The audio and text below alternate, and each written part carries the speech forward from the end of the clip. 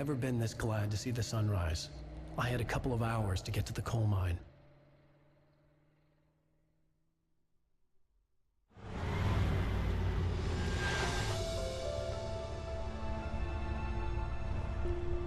The coal mine wasn't far now.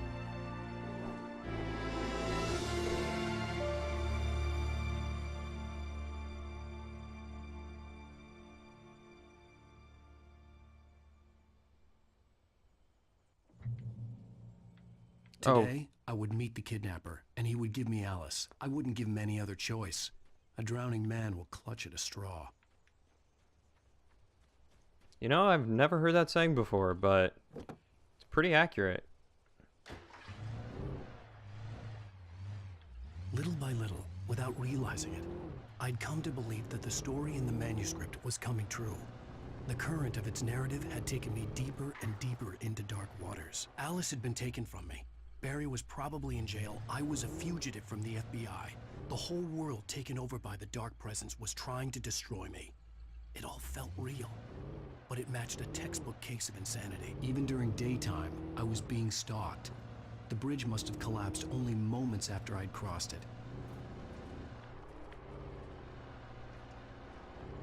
Oh, well, isn't that convenient that, you know, everything happens to fall apart in this backwoods town?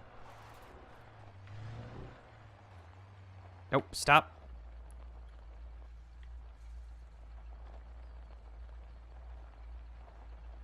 I just want to look for manuscripts and coffee thermoses. Is that too much to ask for?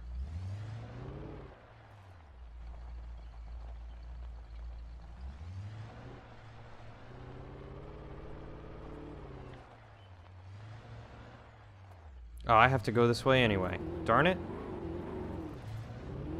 Let's turn this rust bucket around.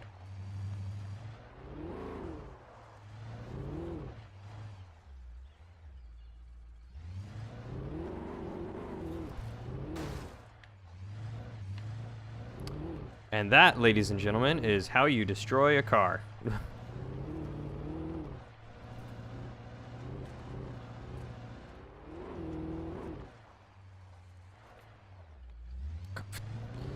This camera is awful.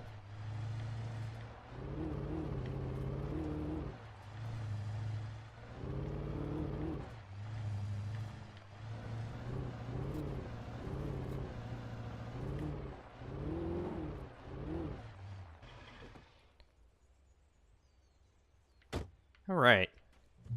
There's got to be stuff in here, right? Oh yeah, radio. This is Pat Main, and you're listening to KBF FM. Folks, I want to apologize for kind of abandoning you to that looping music track last night, but I was detained. You see, I encountered a big shot G-man with an itchy trigger finger who could use a lesson in manners and a boot in the ass. Not necessarily in that order either.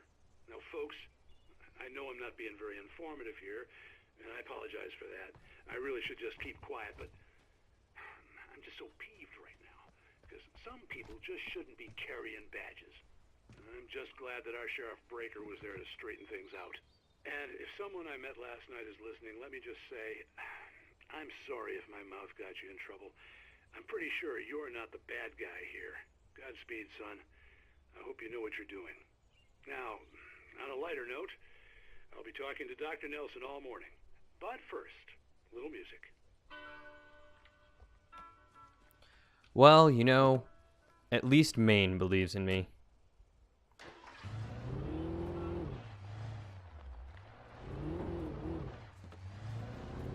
I can trust in you, good buddy.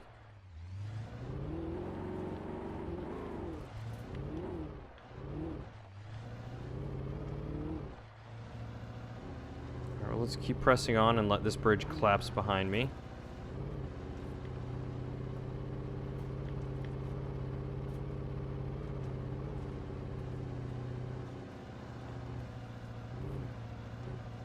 You know, for an old game, it's really pretty. I feel like they did the mountains and Pine Forest and everything very well.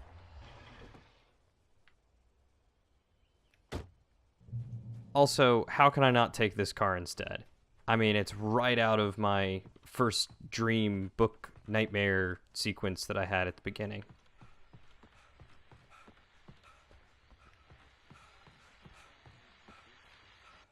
Welcome back to KBF FM. Hope you enjoyed that tune.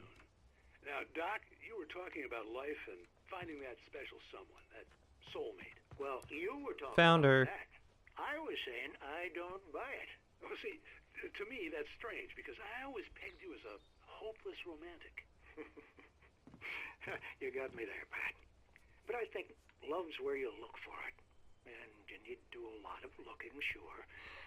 But the idea that there's that one special person out there for you, and if you miss that chance, it's gone forever and you're forever incomplete. I mean, isn't that depressing? Or, heck, childish even? Hey, there's plenty of fish in the sea. And apparently a fisherman has a fishing analogy for everything. But what you're saying, isn't that a little harsh? Well, no. What I am saying is that your potential for finding that connection isn't limited to what's essentially a chance encounter. How is that harsh?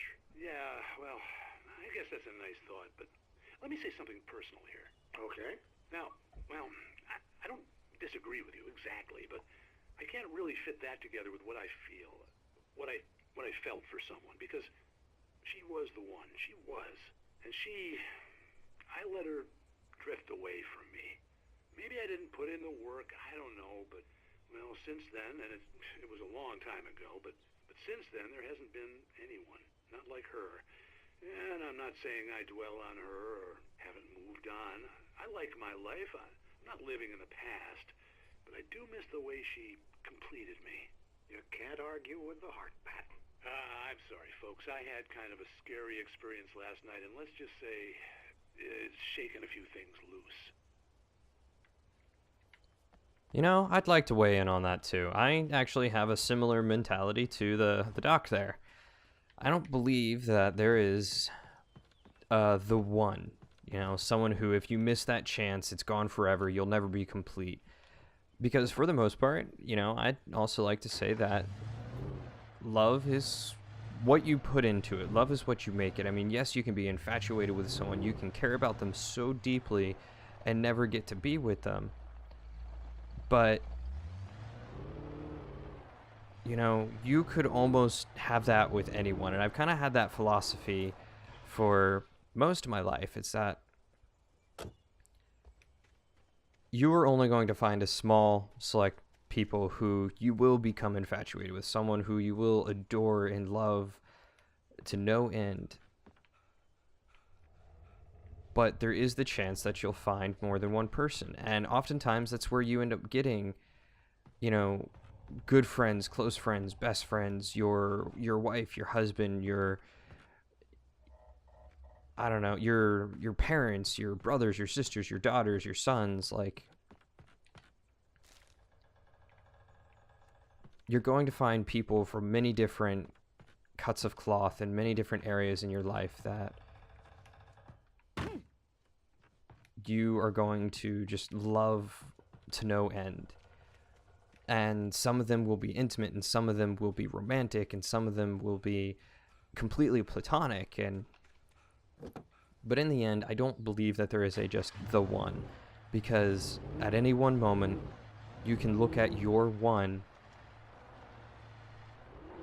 and tell yourself you don't love them. You can look at them and you can give them up without a regret in the world. And that's that.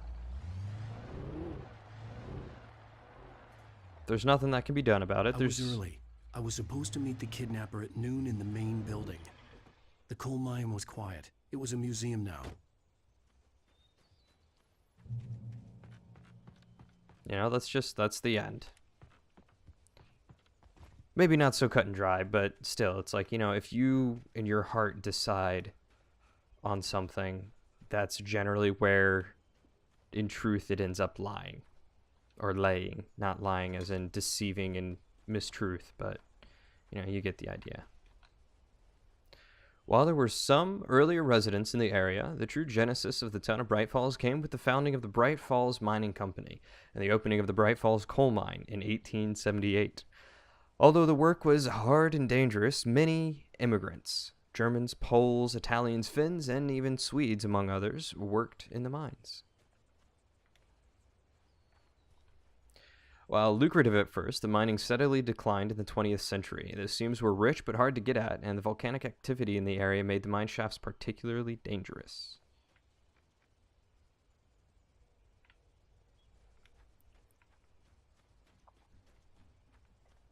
But you know, with all that being said, after I read this, in 1970, a volcanic eruption below Cauldron Lake, while relatively minor, caused most of the deep mining tunnels to collapse or flood. 32 miners lost their lives in the calamity, and all mining around Bright Falls came to a final stop. Now many of the remaining buildings are protected as historical landmarks.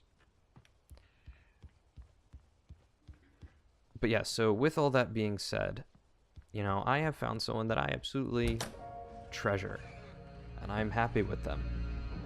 And they complete me on many levels. I didn't want to go outside. Cops had to be looking for me. The noon sun turned the place into a sauna. The day dragged on. Different scenarios ran through my mind. Ways of how I'd torture the kidnapper to get Alice back. Or the different horrible things he could have done to her. I imagined her dead. I had no way of knowing she was still alive. It was killing me. I was running on blind hope. It was all a waste of time. The bastard never showed up.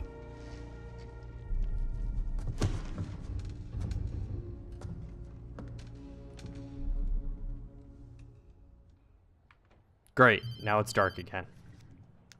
Wait, Where the hell are you? change of plans. You know where Mirror Peak is? It's a big mountain north of where you are. You follow the path from the mine, you can't miss it. There's a lookout point there. I'll be waiting. I'm through being jerked around You by you. want to see your wife alive? Because if you do, you better watch what you say to me. Do we understand each other? I want to talk to Alice. Yeah, and I want the manuscript. Don't keep me waiting, Wake. Hello? Hello? Ah! I'm gonna kill him. Yeah, I'm with you. I had to get to Mirror Peak. Alright, how do I get out of here? Door's locked. Jeez.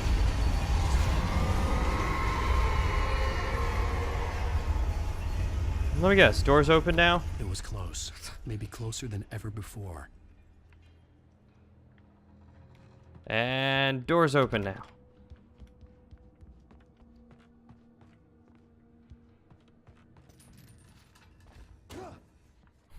Really, the door's locked after I just entered it and I have to jump down the chute to get out?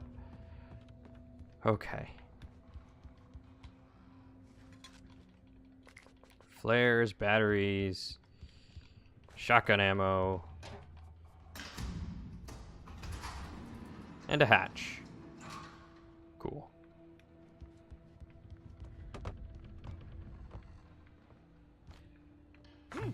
And, you know, that's the thing about a relationship as well. You know, at any one moment, either one of you could just decide to end it. But there's the faith and the trust and the respect and the desire and stubbornness to work through it in the end.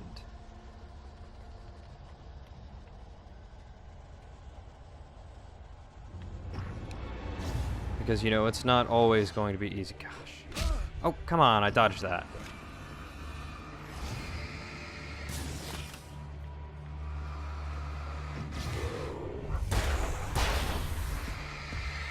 Oh.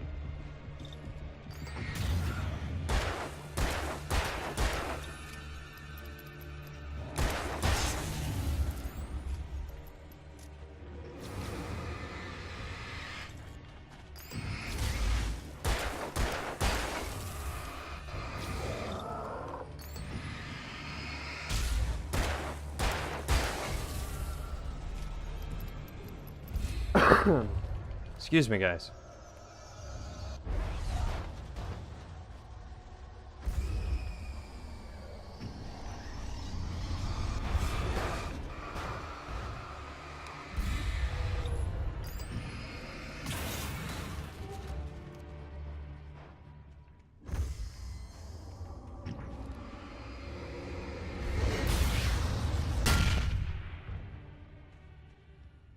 Oh, good to know those things explode. Oh, thank God for flashbangs. Oh, hallelujah! I love those things.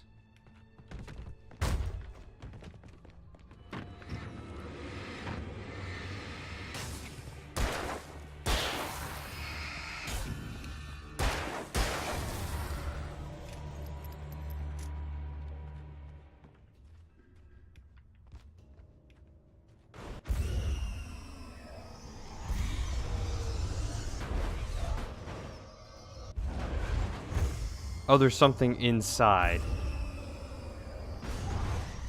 I'm gonna go this way. Away from the terrifying possessed items.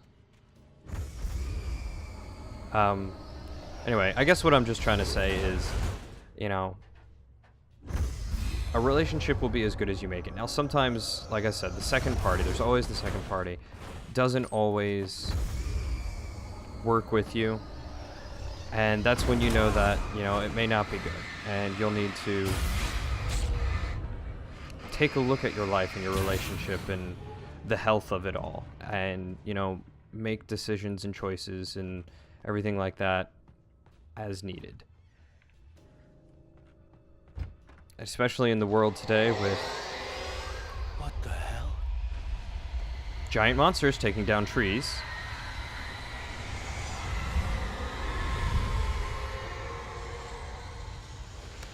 Especially in the world today with instant gratification and so much pulling for our attention and, you know, thing after thing after thing, it can be pretty difficult to find someone willing to work through it because, you know, as soon as something gets The only difficult, a way to lot of reach people the just throw it hillside away. ahead was to go through the building. I had to find a way to avoid electrocution.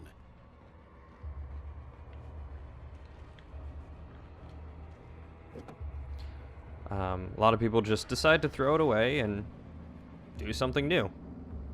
But that stops with us. We change that. We work at things. We don't throw it away, we fix it. And I think that's where we should stand. There's an old tarot with mystery of Tom the poet and his muse, and a magic lake which gave a life to the words the poet used. Now the muse she was his happiness, and he rhymed about her grace, and told the stories of treasures deep beneath the blackened waves.